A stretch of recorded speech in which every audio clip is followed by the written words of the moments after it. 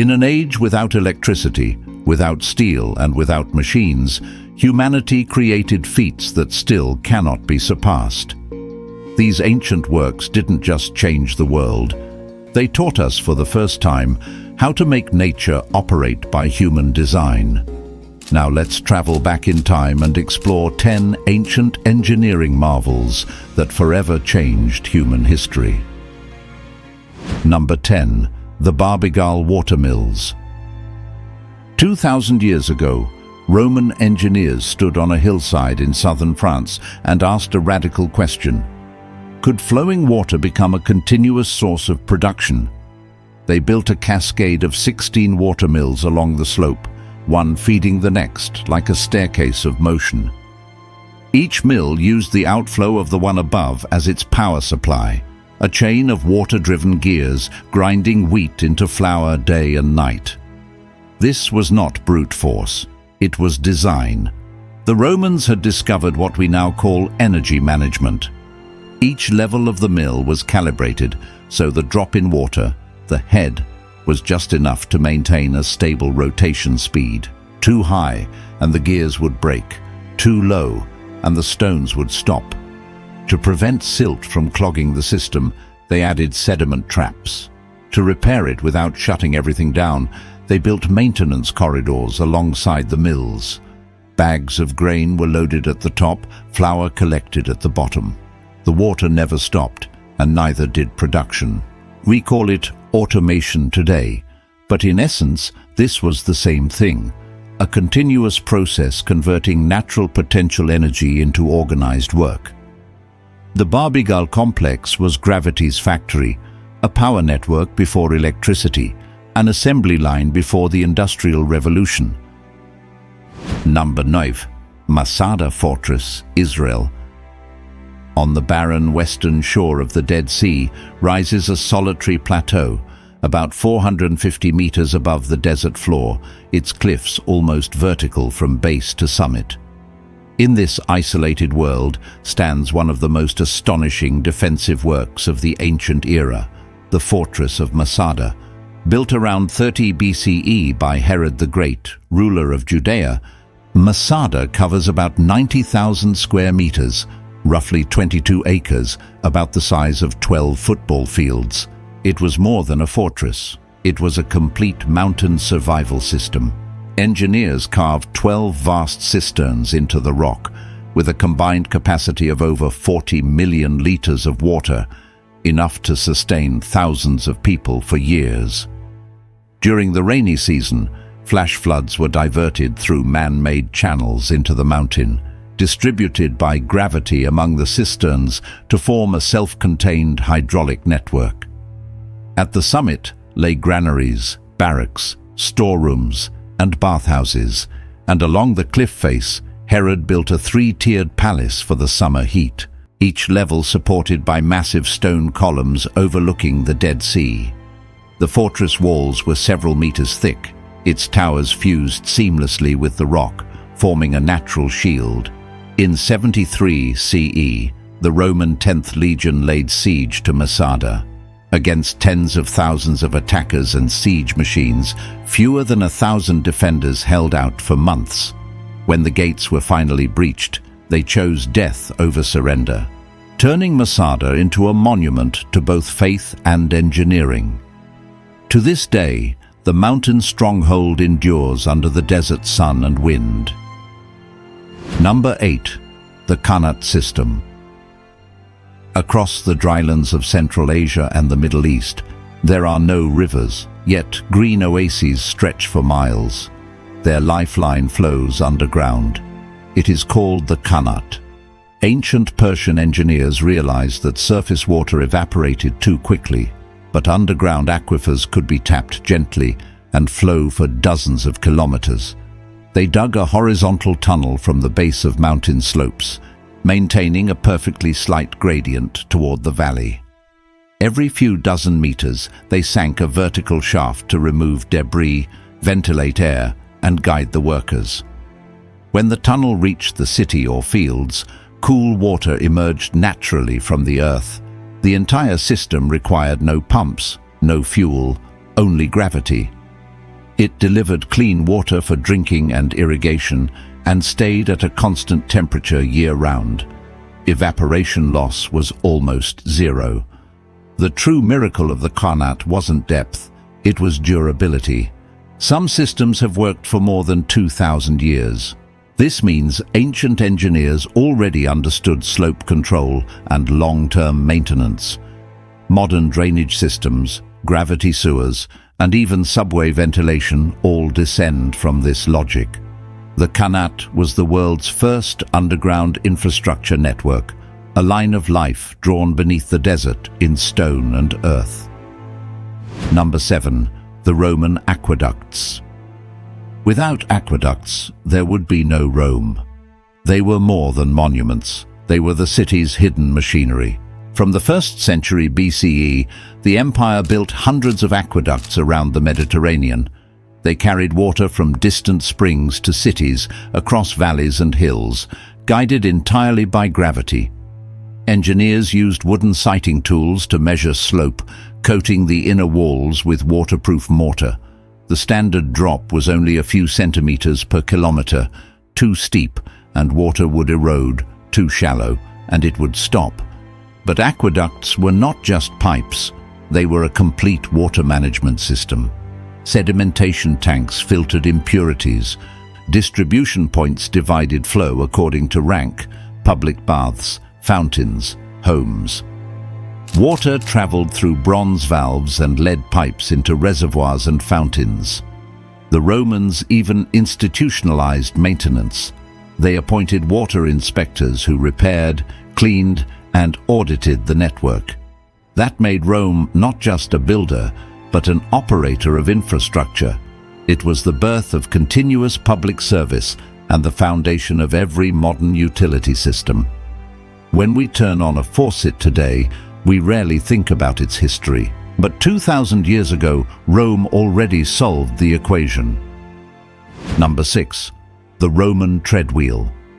Crane walk through any Roman ruin, and you'll see columns that weigh more than 10 tons standing perfectly aligned. How did they lift them without cranes? They didn't, because they had cranes. Roman craftsmen invented the treadwheel crane, a giant wooden wheel large enough for 2 or 3 men to walk inside, turning it like a hamster wheel, winding ropes that lifted stones high above the ground. Combined with pulleys and gears, a few workers could raise blocks that would take hundreds of men to move by hand. Even more remarkable was their safety design. They used wooden ratchets to prevent backsliding, balanced the load with multiple anchor points, and tested weight before every lift. It was an early application of mechanical advantage, a pure expression of physics in wood and rope. Through these machines, the Romans learned a crucial lesson: to control force, not fight it. Their cranes were more than tools, they were the first monuments to human reason. Number 5. Hero of Alexandria's automatic devices. In the 1st century CE, in Alexandria, a scientist named Hero demonstrated something that seemed divine. A temple visitor dropped a coin into a vessel, and a moment later, holy water poured out. It was the world's first vending machine. Hero also built a temple door that opened itself. When priests lit a fire on the altar, hot air expanded inside a sealed sphere, forcing water through a siphon into a bucket. The added weight pulled a chain, and the massive doors swung open. To worshippers, it was a miracle. To engineers, it was the birth of control logic. From Hero's inventions came the logic of every modern automatic system, from vending machines to thermostats to motion sensors. Where we use circuits and sensors, he used metal, water, and air. Every time a supermarket door slides open, it quietly repeats a wonder born in ancient Alexandria. Number 4. The Egyptian Chariot. In the 13th century BCE, the Egyptian chariot was more than a weapon. It was an engineering breakthrough that changed the logic of war. Before its invention, armies fought on foot. Movement was slow, and battles depended on manpower. But the Egyptians turned speed into technology. Their chariots were exceptionally light and fast, built from wood, leather, and plant fibers. Each vehicle weighed only 25 to 30 kilograms, light enough for 2 horses to pull it at speeds of nearly 40 kilometers per hour across open terrain. It was the lightest and most agile 2-wheeled vehicle of its time. The frame used curved joints and mortise connections. The wheel rims were made from 6 to 8 bent wooden segments, reinforced with leather to disperse stress. The spokes were arranged in alternating patterns, balancing strength with flexibility. It was an early form of composite engineering, a design that combined resilience with lightness. Archaeological reconstructions reveal that Egyptian chariots were built with standardized, interchangeable parts. Damaged wheels or axles could be replaced on the battlefield, allowing the vehicle to return to service within minutes. From design to logistics, the Egyptian chariot was the pinnacle of ancient lightweight engineering. Number 3. Machu Picchu. High in the Andes, above the clouds, stands Machu Picchu, the Inca city in the sky. People marvel at its beauty, but its true genius lies in what you can't see. It never floods.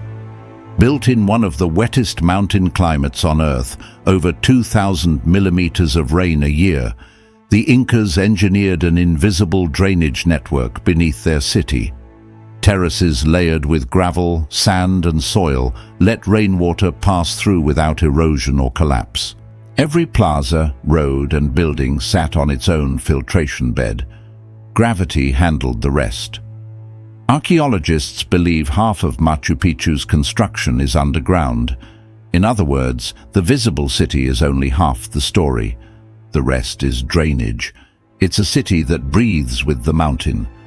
In modern civil engineering, we talk about drainage layers, foundations, slope stability.